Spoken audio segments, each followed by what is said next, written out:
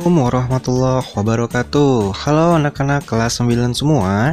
Kita ketemu lagi di video pembelajaran IPA kelas 9 ya. Nah, sebelumnya kita sudah belajar tentang listrik statis. Nah, sekarang kita akan masuk pada pembahasan berikutnya, yaitu tentang rangkaian listrik. Kamu tahu dong bahwa listrik itu sangat penting bagi kehidupan manusia. Lampu, komputer, TV, dan peralatan listrik lainnya nggak bisa bekerja tanpa adanya listrik. Selain listrik, untuk menghidupkan lampu, komputer, televisi, dan lain-lainnya, pasti diperlukan adanya rangkaian listrik. Nah, kalau rangkaian listriknya putus, maka arus listrik pun juga akan putus. Pertanyaannya adalah, apa sih rangkaian listrik itu? Bagaimana karakter rangkaian listriknya? Dan dari mana arus listrik berasal? Nah, video ini akan menjelaskannya. Kita menggunakan arus listrik dalam berbagai keperluan. Kalau di rumah, arus listrik digunakan untuk menggerakkan kipas angin, menyalakan lampu, menghangatkan air, dan memasak. Nah, arus listrik juga digunakan untuk mengoperasikan radio, televisi, dan telepon. Peralatan listrik dihubungkan ke kabel listrik melalui suatu alat kecil. Nah, inilah yang disebut saklar. Tahu saklar kan? Jika kita ingin menggunakan suatu peralatan listrik, kita menempelkan saklar dalam posisi on. Jika kita ingin menghentikan pemakaian peralatan listrik tersebut, kita tempatkan saklar dalam posisi off. Nah, pada saat saklar dalam posisi on, arus listrik mengalir ke peralatan listrik. Pada saat saklar dalam posisi off, arus listrik tidak mengalir ke peralatan listrik. Nah, pertanyaannya, apa sih arus listrik itu? Arus listrik ini adalah aliran muatan listrik. Jadi sebelum elektron ditemukan, arus listrik didefinisikan sebagai aliran muatan listrik positif yang mengalir dari potensial tinggi ke potensial rendah. Kalau kamu lihat gambar, ya, arah arus listrik adalah yang paling atas, mengalir dari potensial tinggi dari yang positif ke potensial rendah ke yang negatif. Nah, jadi arus listrik itu akan terjadi kalau adanya beda potensial. Ya, kalau beda potensialnya tidak ada, maka arus listrik tidak mengalir. Tapi pada perkembangan selanjutnya, setelah elektron ditemukan oleh Thomson, akhirnya ditemukan fakta bahwa muatan yang mengalir pada suatu penghantar bukannya muatan positif, tapi muatan listrik negatif atau yang disebut dengan elektron. Nah, arah aliran elektron itu kebalikan dari arus listrik. Kalau elektron itu mengalir dari potensial rendah ke potensial tinggi. Tapi, karena banyaknya elektron yang mengalir dalam suatu penghantar sama dengan banyaknya muatan listrik positif yang mengalir, maka arus listrik tetap didefinisikan berdasarkan aliran muatan positif. Gitu ya. Jadi arus listrik ini adalah aliran muatan positif yang mengalir dari potensial tinggi ke potensial rendah.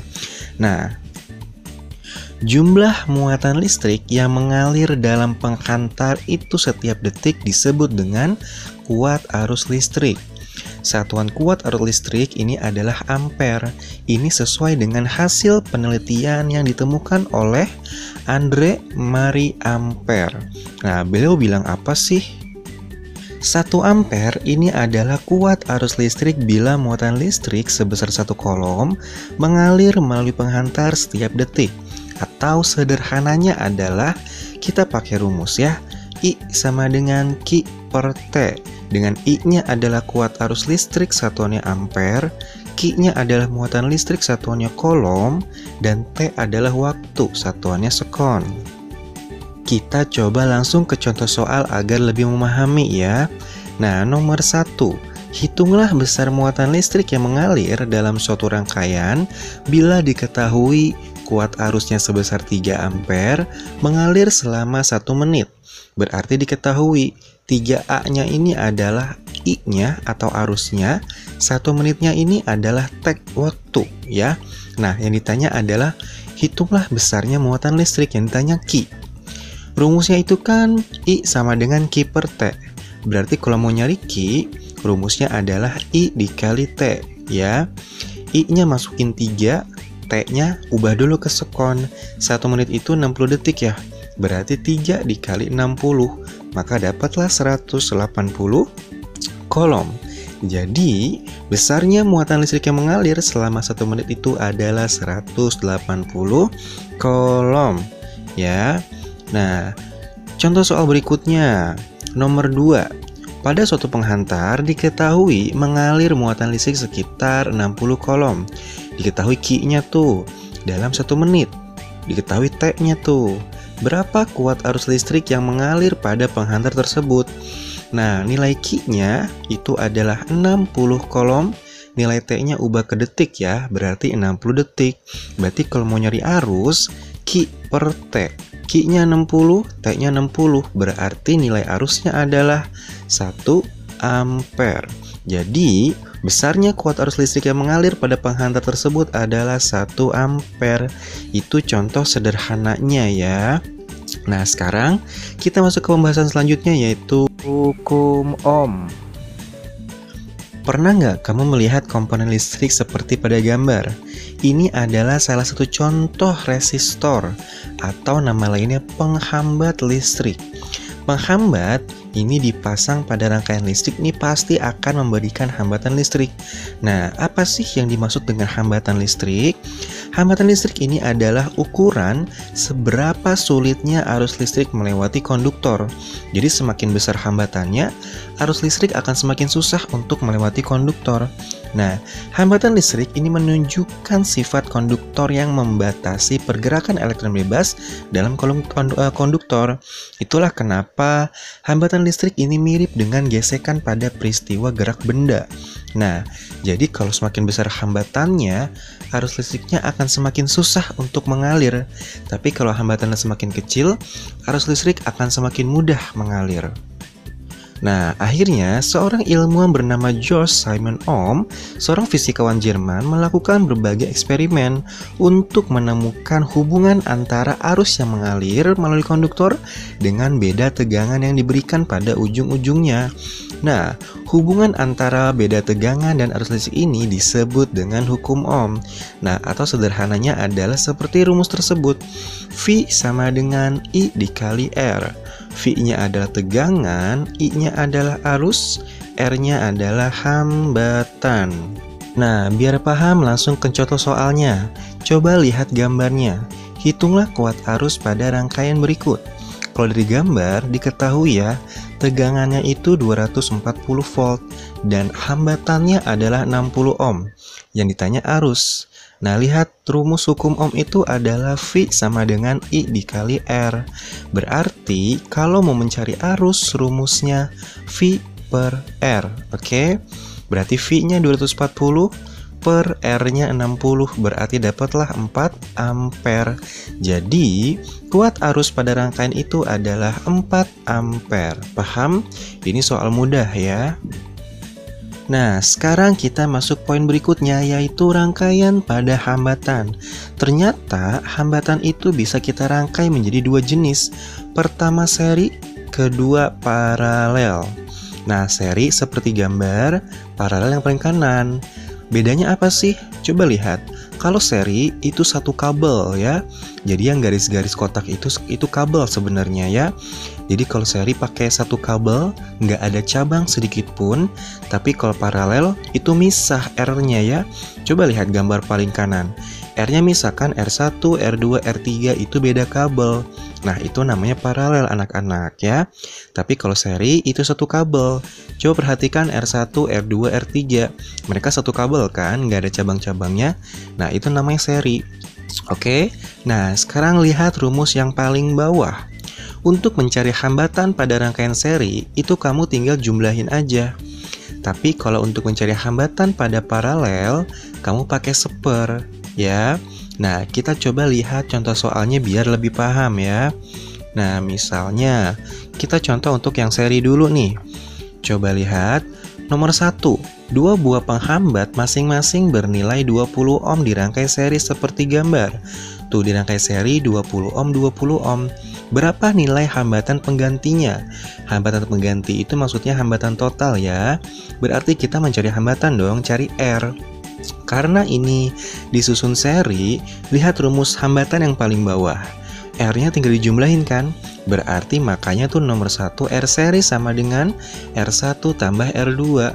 Jadi 20 tambah 20 hasilnya adalah 40 ohm. Jadi nilai hambatan penggantinya adalah 40 ohm. Nah, sekarang kita coba cek nomor 2. Hitunglah kuat arus listrik dan beda potensial pada masing-masing penghambat. Nah, kita cek caranya. Nah, ini dia. Nah, caranya, kalau dilihat dari gambar, ini R-nya disusun seri kan? Jadi kita mencari nilai R totalnya dulu. Tadi R seri kan tinggal dijumlahin. Berarti 10 tambah 10 jadinya 20 ohm. Nah, kalau mau mencari arus, kita tinggal masukin aja ke rumus. Jadi V per R. V-nya di soal berapa tuh di gambar? 6 volt. Berarti 6 per R-nya 20. Jadi 6 per 20 adalah 0,3 ampere ya. Nah, tapi kalau mau mencari tegangan baru nih harus satu-satu ya, karena seri. Tegangannya beda-beda. Jadi V1 sama dengan I dikali R, tapi R-nya R1. Kalau mau mencari V2 berarti I dikali R, tapi R-nya R2. Nah, tapi karena R-nya sama dua-duanya, jadi ya udah deh, nilai voltnya juga sama, 3 volt dan 3 volt gitu ya. Nah, sekarang kita ke contoh soal yang paralel ya. Nah, coba lihat nomor 1. Dua buah penghambat masing-masing bernilai 50 ohm di rangkaian paralel. Berapa nilai hambatan penggantinya? Nah, kalau paralel coba lihat rumusnya yang paling bawah. Pakai seper kan? Berarti seper R sama dengan 1/50 tambah 1/50. Karena penyebutnya sudah sama, berarti yang atas tinggal dijumlahin 1 tambah 1 jadi 2. Jadi 2/50. Tapi belum selesai. Ini rumusnya masih seper R ya. Nah, kita puter nih. Jadi R per 1. Jadi R sama dengan pecahan juga diputer. 2/50 diputer jadi 50 per 2. Jadi 50 bagi 2 adalah 25. Begitu cara mengerjakannya ya. Jadi nilai R-nya atau nilai hambatan penggantinya adalah 25 ohm. Seperti itu ya. Nah, contoh soal nomor 2. Hitunglah kuat arus listrik yang mengalir dalam rangkaian dan kuat arus listrik pada masing-masing cabang. Nah, kita suruh cari kuat arus listriknya. Nah, lihat ini di rangkaian paralel kan? Nah, sama seperti nomor 2 yang tadi, kita cari dulu nilai R totalnya dulu. Ini masing-masing R-nya bernilai 10 sama 20. Berarti seper R sama dengan seper 10 tambah seper 20. Karena penyebutnya belum sama, samain dulu ya, jadi 20. Jadi 2 plus 1, jadi 3/20. Nah, berarti R-nya diputar 20 per 3 ya. Nah, sekarang kita mau nyari tegangan. Tegangan itu sama semua ketika disusun paralel. Jadi V-nya sama dengan I dikali R langsung. I-nya kita mau nyari arus ya. Oh, berarti kalau mau nyari arus, kita cari I totalnya nih. I sama dengan V per R. V-nya 6 volt per R-nya tadi dapat 20 per 3. Jadi dapat 0,9 ampere. Jadi nih arus totalnya adalah 0,9 ampere ya.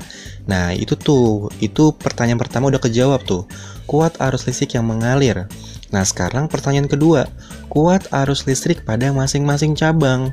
Berarti kalau pada masing-masing cabang, kita cari nilai I1, kita cari nilai I2. Nah, I1 sama dengan V per R1.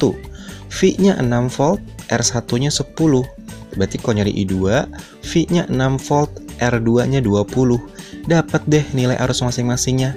Yang satu 0,6 ampere, yang dua 0,3 ampere. Selesai deh. Paham kira-kira?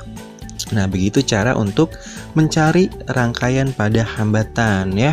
Nah, kita masuk ke materi berikutnya, yaitu hukum pertama Kirchhoff. Nah, hukum pertama Kirchhoff ini berbunyi jumlah arus yang masuk pada percabangan sama dengan jumlah arus yang keluar pada percabangan. Maksudnya gimana ya? Coba perhatikan gambar ini ya. Percabangannya itu maksudnya perpotongan ya anak-anak. Coba lihat gambar ini, perpotongannya adalah titik A ya. Anggap aja perpotongannya itu adalah titik A yang sumbernya titik A ya. Nah, coba lihat panah-panahnya. I siapa yang menuju A, I siapa yang menjauhi A. Nah, yang menuju titik A itu berarti masuk. Yang menjauhi A berarti yang keluar. Nah, berarti yang masuk itu adalah I1 dan I2. Yang keluar berarti I3 dan I4. Ya, berarti nulis rumusnya itu I1 tambah I2 sama dengan I3 tambah I4. Oke, sekarang gambar yang paling kanan. Nah, percabangannya adalah perpotongannya ya. Ingat, pokoknya percabangannya itu adalah perpotongan mereka semua, yaitu tengah-tengah tuh ya. Nah, sekarang yang masuk ke titik pusatnya itu siapa? I1 sama I2, betul? Yang menjauhi pusat siapa? I3, I4, I5. Maka rumusnya adalah I1 tambah I2 sama dengan I3 tambah I4 tambah I5. Gitu ya. Nah, misal contoh nih. Ada percabangan, ya, ada yang menuju P, ada yang menjauhi P. Siapa yang menuju P? Coba lihat yang menuju P siapa? I1, I2, sama I4 kan? Tapi yang menjauhi P adalah I3. Maka rumusnya jadi kayak gini. Nah, masukin di angka-angkanya. Nah, yang kita cari adalah I4. Berarti I4 sama dengan -1 ampere. Gitu cara mengerjakannya ya. Nah, contoh lagi. Nah, siapa yang masuk? Yang masuk itu ada I1, ya kan, yang menuju percabangan, yang menuju perpotongan. Ada I3, ada I4. Yang keluar itu yang menjauhi pusat, I2 sama I5. Berarti rumusnya jadi, nah, begini. Masukin angka-angkanya. Nah, dapatlah nilai I4 adalah -6 ampere, oke? Nah, begitu cara mengerjakan hukum Kirchhoff. Gampang kan? Nah, next kita akan belajar tentang hal lain di rangkaian listrik, oke? Nah, sekian materi kita pada hari ini, semoga bermanfaat. Jangan lupa di subscribe channelnya ya, biar kalau ada video terbaru kamu jadi update, bisa belajar sendiri, oke? Nah, sekian pembelajaran kita pada hari ini, semoga bermanfaat. Assalamualaikum warahmatullahi wabarakatuh.